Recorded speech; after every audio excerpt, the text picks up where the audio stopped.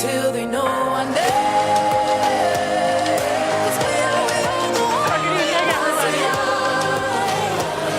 Shelly is truly a special woman. As she said, the name is Dedra, founder of Makeup by Dedra.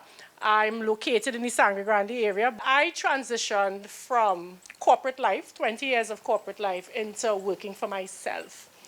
And I had a good job in corporate life, but I decided to make that transition. And for you to understand why, I guess you need to hear a little bit about me. Now, when Shelly first asked me to come here and chat with you ladies, I said, why me? You sure? Yes, I came from a career in communications, but to be honest, I'm not a public speaker. I didn't find my story anything special. And I accepted the challenge. And in short order, regretted it. All right, so I put on my big girl panties, and I'm here today. All right? Because I truly believe that where women gather in purpose to help each other, that we can change a lot. All right? And that's one of the things that made me come here. And I said, I'm sure there would be a few that I'd be speaking to here who want to walk the same walk that I've walked, and they're not sure. By show of hands, how many persons here are thinking about leaving corporate life or just thinking about opening their own business? Quite a few ladies. It's daunting, not so? It's scary. Has anybody made a move to do it yet? Congratulations. I'm sure we agree it's hard. It's very, very difficult. All right? Now, I decided on that road because of my childhood. I am a daughter of two very humble parents, a seamstress like Shelly's mother, and a farmer. So they spent the majority of their time trying to provide for their children, but financially, there was no emotional provisions for their children. And by the time I hit my teenage years with my younger sister coming up behind me, my parents had separated. We were being shuffled back and forth between father's house, mother's house. And then one day, my mother hopped on a plane, not to return. My father was left to raise two girls. Poor man didn't know what to do. So he had to put on his big boy drawers, all right, and help raise the two girls that he brought into this world, with the help of his mother and my aunts, I have to say that. All right, and he did well until the day he died. He saw us into adulthood. But I'm constantly aware of the fact that I wanted different for myself. And so 23 years ago, I would have met my husband just around the time that just a little bit before my father had passed away, and he became my rock. Subsequently, we became married, and I have two boys. One is 20, the other is 14. A few years into the marriage, there I am, juggling being a wife, a mother, corporate life, and my little side business. And as much as I made it look fancy and made it look good, I was crumbling, like literally crumbling. In fact, my family was crumbling, and I did not even have a clue. About 3.5 years ago, they came to the office and they said, look, I was at management level, and they said, this thing we are going to shut this place down, and everybody is going to be retrenched. There were tears. Some people just stared. I don't think some has gotten over. And I just stood there thinking, okay, there's your answer. I went home. I had time before it was actually going to happen. It never happened until probably a year and 6-7 months after. I was a little skeptical, and I'm like, babes, I don't know what we're going to do. Are you okay with shouldering the burden until I get my thing off the ground? My husband dropped his head, and he said, thank God. And I couldn't understand what he meant by that at that point in time. And I asked him, I said, what do you mean, thank God? I tell you my whole life, and what do you tell me, but thank God?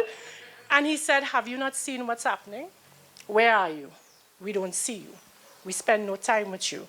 You work during the week. You travel long hours. Because I worked in Port of Spain. I live in Sangre Grande. You're home at 6, 7, because your job is in management, so you have a lot to do. And then on a weekend, you're with your clients. Where am I? Where are the boys? One of my sons had changed personality on me completely and I didn't even recognize it. And that was my impetus to move on. Because I came from too much of a toxic childhood to allow my children to now have a toxic childhood. All right? And that is what pushed me. I decided I had about a year and something that I needed to get my act together. All right? Some persons are not so lucky. Sometimes you hear you're going to be trenched and bam, 45 days after, you're home. And you don't know what to do. So this is where you'll probably want to get out your pen and paper. And I'm going to share with you all some steps that were practical to me. Nothing fancy. Nothing you're going to find in a book. Nothing I found in any of the management books that I read. Nothing. But practical steps that I put into place. And it started with prayer. One of the most important things, prayer and focus. Then I had to plan. I had to sit and set that plan in motion. I had to set those goals. Practice delayed gratification. Anybody here know what that is? We'll touch what that delayed gratification is. Too many of us want it now. And that's our problem. Money management. Because after you start that business, what you're going to do? How are you going to manage that money? And then consistency and perseverance. Without those two things, you're going nowhere. Your business is going nowhere. So we're going to start with prayer and focus. I worried for the past 2 months since Shelly asked me to speak here because I am a natural born warrior. I worry about everything long before. Nothing going to happen and your girl here worrying. So for me, prayer was always important. And as much as I know this verse, I'm going to read it for you all. I'm not here to preach to anybody, but whatever God you serve or whatever higher being calls at you, always remember prayer and speak to them. Be anxious in nothing, but in everything by prayer and supplication. With thanksgiving, let your requests be made known to God. And the peace of God, which surpasses all understanding, will guard your hearts and your minds through Christ. And that carried me through. So that was important to me, making sure and having that relationship with God every day. Feeding your focus, that's important. Learn to feed your focus and starve your distractions. What are your distractions? All the noise around you. For the ones who decide to start the little business, or in fact anybody, you ever had an idea, or you want to do something, and you're going to tell a friend, or you tell this one, and the reaction you thought you was going to get, you didn't get that? You're too fast. Why did you go to tell your friend that? The only person you need to talk to is God. Talk to God. The friends and everybody else who you tell your business to at that point in time, they are the distractions in your life. They are the ones ready to tell you, really you want to do that? Really? Why? This one already doing it, or that one already doing it, or I don't think you cut out for that. How you know I cut out for? Starve those distractions and feed your focus. What you don't understand is that when you are focusing on your journey and things start to change, you lose people around you. You lose people in your circle. And you know why you lose them? Because at that point in time, they don't understand your journey. And they don't have to.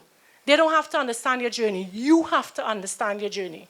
So feed your focus, starve your distractions. Understand the difference. And then we get to planning. Now, this is where I'm a pen and paper kind of person, and I like to write. I sat down in my living room, and I was like, okay, Dedra, how are we doing this? I sat down and I made 2 lists. What do I have? What do I need? That's practicality right there for you. What do you have that's going to fuel this journey? What do you need? For me, it was simple.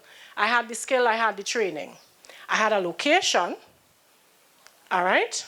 And I had the drive. What was I missing? I was missing the studio space. I had the location, but I didn't have brick and mortar. All right? I needed that. I needed to, even though I was probably going to collect a nice severance, I needed to make sure, here, what if something happened and I get a severance, I could live for a few months just in case this venture of mine didn't go the right way. So I decided I need to put down an emergency fund, and we'll discuss what you need for an emergency fund, because some people don't get it, eh? Some people don't get exactly what an emergency fund is at all. And then I looked for any debt that I had, and I needed to pay it off. Once I had a list of what I had and what I needed to get, it was time to start to set some goals. That's your next step. We want to set some goals now. So you see all those things that you list that you need for your business or you need to get going, you need to break that down now into actionable steps. What are you going to do to get those things? For me, when I looked at the 3 things on my list I needed plenty time and I need plenty finances. I had time on my side. I had a year and about 6 or 7 months, as I said. The finances was another thing. All right, remember I said I wanted to pay down debt and I wanted an emergency fund. I had to prioritize. You have to prioritize what on that list makes sense for you to get first. If you don't prioritize, you're going to be running ragged all over the place trying to do everything at the same time. So for me, priority. Number 1 was that emergency fund. And normally people tell you start with about a year. What a real emergency fund is, I decided to do 6 months. What a real emergency fund is, that money that it would take for you to survive for the month. And then multiply that by how many ever months you're doing it for. So I had to do it for 6 months. Whatever my bills were, whatever food I needed, whatever my transportation was. Notice I did not say the money to go and hang with the girls, the money to buy 2 new dresses. That is not an emergency. Wear what you have. Your emergency fund is just this, what it takes for you to survive. For the emergency fund, where are you finding the money? Because you're telling yourself, well, okay, I'm working for this salary, but the salary fixed and I don't have any extra money. You feel you don't have any extra money. Not a practical lesson here, a tedious one, but a practical lesson. For the next 2 weeks, I usually prefer people do this at the start of the month and do it for a month, but again, we're being practical here, the month has started. For the next 2 to 3 weeks, I want you to walk with a little notebook. And every single cent you spend, I don't care if you buy a paper clip, write that down. Everything, every single cent. At the end of the month or the period that you gave yourself, sit down. You could do like me and color coordinate. Right? Mark off in the same color all the type of expenses that fall within the same category. And sit down and check. Think about it. And I see some heads start to drop. The bottled water people. You really needed those 10 bottles of water, the 4 soft drinks, the lunch, even though you have food in your house because you went to the groceries. When I started to look at where we were hemorrhaging money, the nonsense, the going to the grocery and spending $2,000-$3,000 in groceries, but at least 4 times for the week, at least 3 of us eating out. Like, come now, man. Look for areas that you are hemorrhaging money. Once I did that, here now. Well, everything started changing in my house. People, I swear my husband and 2 children stopped talking to me for a little while. Because things had to change. I went on a freeze, a spending freeze. I spend money to do nothing. I put $30 in my wallet and book it by the end of the month, that $30 still there. When I tell you spending freeze, I'm buying nothing. If something happened and I need to use it, fine. It's like a float. It's just there in my wallet and I'm not using it. Because I have everything at home. Why am I spending money? I budgeted for gas. All of those are things that you have to budget for. That $30, you have a break $100 and then you say, but well, it's done. I don't want. And you blame the grocery and you blame everybody else and say things went up. No, it's you. You spend the $100 and can't account for it. That is what the listing your expenses going to do for you. And you'll see where you will find that money and find it quick. I even plant a kitchen garden. I am a farmer's daughter. I'm not sending anybody here to plant a kitchen garden, but if you could, you should. All right? People in the house were vexed. One day my husband said to me, he said, Miss Lady, why the fridge looking empty? I had a very simple response. You ate yesterday? 3 times, right?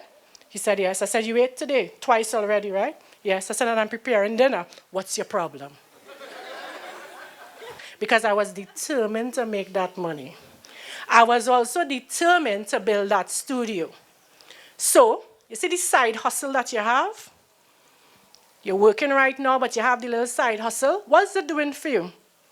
You're using it as just extra cash, right? What is it doing for you? Buying you the extra dress, buying you the extra this, buying you the extra that, fancying up the house. That's your goal? If that's your goal, that's fine, you know. But if it's not your goal, then what is it doing for you? You have to stand up and make up your mind to do something with that money. My family was losing time with me for money I was making and couldn't account for. So, that money had to build that studio. I refused to touch my savings. I refused to touch my salary. Makeup was going to pay for makeup. So every job I did, I took in more clients. I took a job with another makeup artist. I started to teach in the living room. We had no living room. I pulled everything aside, and we had tables and chairs. I did everything there. That side hustle was going to build that studio without a cent from my savings. And when I tell you all that was hard, there was a day one of the contractors was there working on something, and I had a bride that day out of the studio, bride and a couple persons. And I remember she gave me the envelope with $3,400 in it and my name on the envelope. Hustle home. I say, hi, you finished? Yeah. What's your bill again? $3,400. I scratch off my name from the envelope and I hand it to him. Scratch off my name from the envelope and that went on for months until I had a fully functioning studio. When the studio was finished and I had my last bill to pay, I was $2,000 short. And I was like, gosh, I had to go into my savings. Husband said, no, that's okay. I'll give you the $2,000. He gave it to me, I paid the bill, and I sat down and I cried. Not because I'm so grateful, eh? See a woman bad? I sat down and I cried. Oh gosh, I couldn't make the money to build the studio and and I'm working so hard and I feel like I ain't worked for nothing in months, not a cent I make. That man, God bless his soul, went to the studio, took a photo of it, stocked with everything and completed, lights on, chairs in place, everything. And he came back and he dropped the phone on the bed. He said, look, you didn't work for nothing. You worked for progress. Let that side business be your progress. That taught me delayed gratification. Because for months, I'm just seeing the money passing out of my hands, passing out of my hands. I'm doing nothing. I am thinking I'm doing nothing. My structure was being done. Delayed gratification. I couldn't see it then. You don't need it one time. But if you work hard, you'll get it in the end. I'm in my own business now. Money starts coming in because the clients are there. You've done the work. All right? Whatever your business is, you've done the work and the clients start coming in. How are you accounting for that? You just spend it, right? You look at it as extra and you go ahead and you spend it. You buy something nice. You make X amount of dollars. You say, babes, let's go have dinner now.